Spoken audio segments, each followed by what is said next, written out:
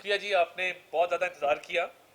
آج اس ملک میں لاڈلے پن کی روایت کو آگے بڑھایا گیا اور ایک لاڈلے کو میرٹ سے ہٹ کے، آئین سے ہٹ کے، قانون سے ہٹ کے وہ رعایتیں دی گئی جو شاید پاکستان کی تاریخ میں کسی سیاستدان کو کبھی میسر نہیں آئی، اور اس لاڈلے نے حرکات و سکنات بھی ایسی کی ہیں جو پاکستان کی تاریخ میں نہ کسی سیاسی پارٹی نے کی ہیں، نہ کسی سیاسی رہنما نے کی ہیں۔ پہلی بار یہ دیکھنے میں آیا کہ 9 مئی جیسے واقعات اس ملک میں رونما ہوئے، اپنی ہی فوج پہ حملہ کیا گیا، اپنی ہی دفاعی تنصیبات کو نشانہ بنایا گیا، اپنے ہی شہداء کی یادگاروں کو مسمار کیا گیا۔ تو میں یہ بات آپ کو کلیئر بتا دینا چاہتا ہوں کہ یہ چور ہے، اس کی چوری قائم ہے، توشہ خانہ سے اس نے تحائف لیے ہیں، ان کو ڈکلیئر نہیں کیا، بلیک مارکیٹ میں بیچے ہیں، بیچنے سے جو رقم حاصل ہوئی وہ بھی ڈکلیئر نہیں کی، اور اس سے یہ اور بشرا مانکا صاحبہ منافع کما کے کروڑوں اربوں روپیہ اپنے ذاتی استعمال میں لائے ہیں، جو اسٹیٹ کا پیسہ تھا۔ کیونکہ دنیا بھر میں تحائف توشہ خانہ کے جب لیے جاتے ہیں ان کو یادگار کے طور پہ رکھا جاتا ہے۔ کوئی بھی صدر وزیر اعظم جو ہوتا ہے وہ گھر اس لیے تحفہ لے کے جاتا ہے کچھ قیمت ادا کر کے کہ یادگار کے طور پہ رکھے کہ فلاں صدر نے دیا تھا، فلاں وزیر اعظم نے، فلاں شہزادے نے، فلاں ولی عہد نے مجھے یہ دیا تھا، بتا سکے لوگوں کو۔ یہ واحد آدمی ہے جس نے توشہ خانہ کے تحائف کا کاروبار بنایا اور چوری کا دفاع نہیں کیا، مانا عدالت میں بھی اور الیکشن کمیشن کے سامنے بھی کہ ہم نے یہ چوری کی ہے، ہم نے یہ بیچے ہیں، ہم نے اس سے منافع کمایا ہے۔ آج لاڈلے ازم کی جو انتہا تھی، وہ جو گڈ ٹو سی یو والے صاحب ہیں جن کی مدر لا جلسوں میں جاتی ہیں، جو جلسے میں جانا کوئی بری بات نہیں، ضرور جائیں، بڑھا چڑھا کے کہنا کہ لاکھوں لوگ تھے وہ تمہیں دعا دے رہے تھے کہ تم اس کے حق میں فیصلے کرو، اور ساتھ کہنا کہ میں نے منیب سے بھی بات کی ہے، بھئی ساتھی ججز سے آپ کیوں رابطہ کرتی ہیں؟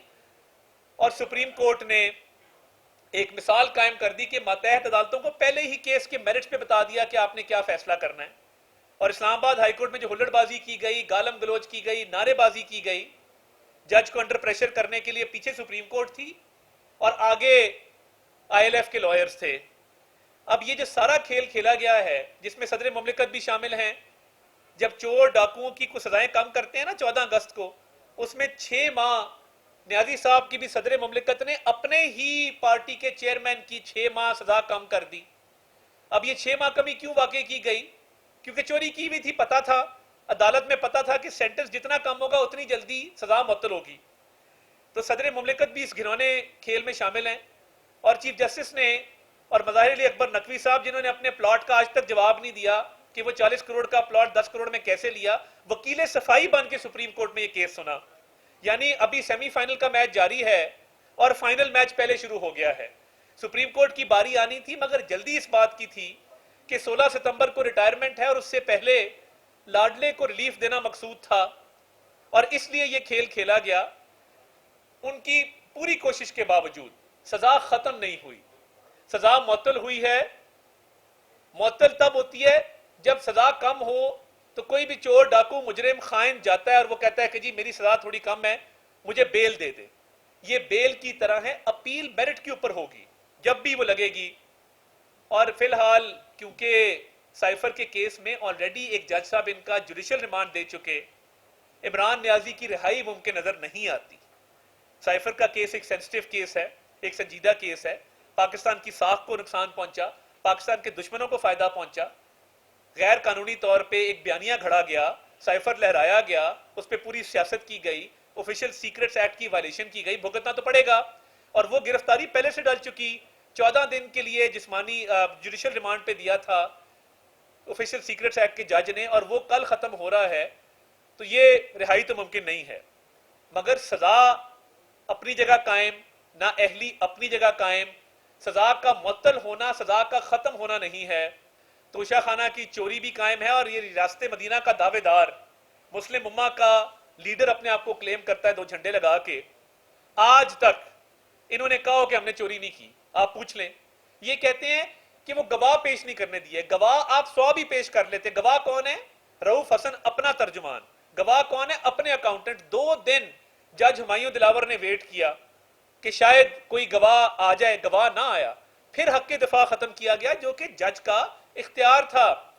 اور رؤف حسن آ جاتا، اپنے اکاؤنٹنٹ آ جاتے. انہوں نے کیا بتانا تھا؟ بات تب تھی جب یہ گواہ کے طور پہ توشہ خانہ کے سیکرٹری کو پیش کرتے، سیکرٹری کابینہ کو، توشہ خانہ کے کسی افسر کو پیش کرتے، کیبنٹ ڈویژن کے کسی افسر کو پیش کرتے، یہ توشہ خانہ کے ریکارڈ کیپر کو پیش کرتے، اس سے جرا کرواتے. اپنے گھر کے گواہ لے آنا، اپنا مالی، ڈرائیور، کلرک، سیکرٹری.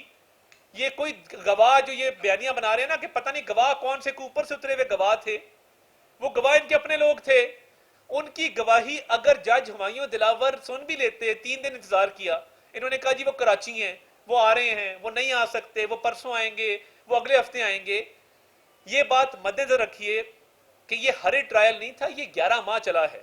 اس سے پہلے ایک جج ظفر اقبال تھے جن کو بھگایا گیا، جن کو کیس نہ سننے دیا گیا، جن کی عدالت پہ حملہ کیا گیا، جن کی ٹرانسفر کروا دی گئی. اس کے بعد ہمایوں دلاور آئے ہیں، اور جب فرد جرم عائد ہونے لگتی تھی، جج ظفر اقبال نے کہا کہ وارنٹ میں جاری کرتا ہوں، ان کو گرفتار کر کے لائیں، میں نے فرد جرم عائد کرنی ہے. پیٹرول بم مارے گئے پولیس والوں کو. پولیس والے کیا کرنے گئے تھے؟ لینے گئے تھے کہ بھائی جان آپ پہ فرد جرم عائد ہونی ہے، آپ نے توشہ خانہ میں چوری کی ہے، اس کا آپ نے جواب دینا ہے. فرد جرم ہی عائد نہیں ہو رہی. 37 سے 40 مرتبہ حاضری معافی کی درخواستیں منظور ہوئیں اور میجورٹی ہمایوں دلاور صاحب نے کی. اب اگر مظاہر علی اکبر نقوی صاحب بیٹھ کے ہمایوں دلاور پہ بات کریں تو زیب نہیں دیتا. آپ اپنا ریکارڈ دیکھیں، آپ کا اپنا کیس چل رہا ہے. اور ہمایوں دلاور نے کیا کیا؟ انہوں نے صرف یہ کہا کہ گواہ irrelevant ہیں. آپ کسی نیازی سے خود یا کسی اس کے پارٹی کے وکیل سے یہ نہیں سنیں گے کہ ہم نے چوری نہیں کی، ہم نے اس کو ڈکلیئر کیا، یا ہم نے بلیک مارکیٹ میں نہیں بیچا، یا ہم نے جو رقم حاصل کی اس کو کوئی ڈکلیئر کیا. یہ باتیں نہیں کریں گے کیونکہ چوری کی ہے، ڈکلیئر نہیں کیا ہے، بلیک مارکیٹ میں بیچا ہے، رقم کھا گئے ہیں. یہ کہیں گے الیکشن کمیشن کی آتھرائزیشن ٹھیک نہیں تھی.